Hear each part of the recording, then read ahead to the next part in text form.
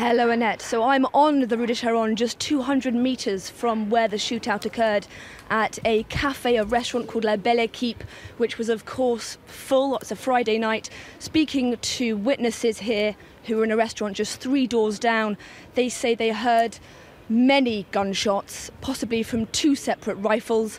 They came out onto the street, there was panic. They looked to their right, just 3 doors down. They say they saw at least 10 bodies on the ground, tables broken, and the glass of the front of the cafe shattered. Real panic here. As you can see behind me, there are ambulances. Just moments ago, we saw people on stretchers being brought out.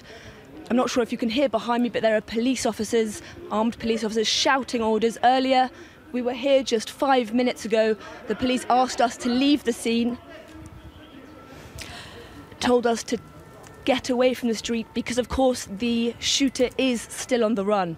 Right. Haxi, were you able to verify whether there was 1 or 2 people involved with the shooting? Because we're hearing conflicting reports, obviously. Sorry, there's a lot of commotion here. I need to keep my eyes open and my ears open.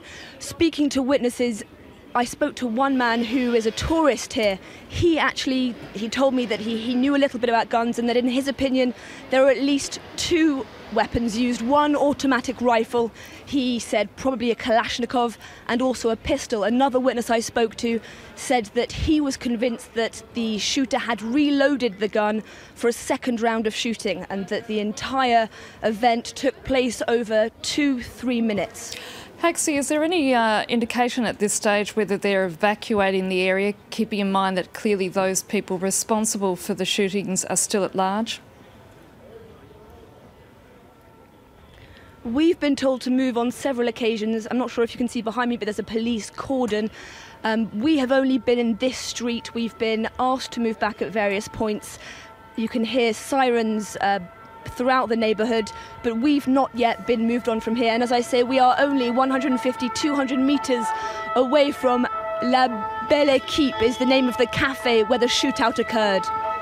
Haxi, I'm sorry I let that siren go past, but in terms of what you're able to establish, have they cleared the restaurant at this point? Has everybody been taken out, including all of those who are injured?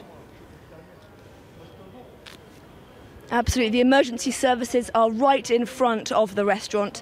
There were ambulances, 2 ambulances, various police vehicles, and as I said, there are stretchers with people, with the injured and potentially dead on them, being moved from the front of the cafe into the ambulances you just saw arrive beside me.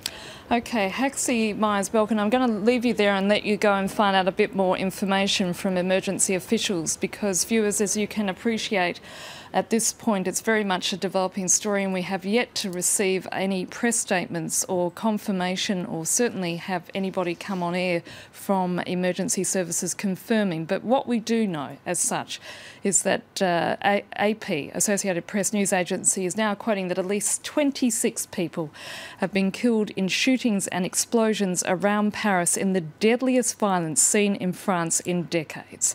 We know that at least 11 people were killed in a Paris restaurant in the 10th arrondissement, and that was exactly where our reporter was just talking about, La Belle Équipe, and that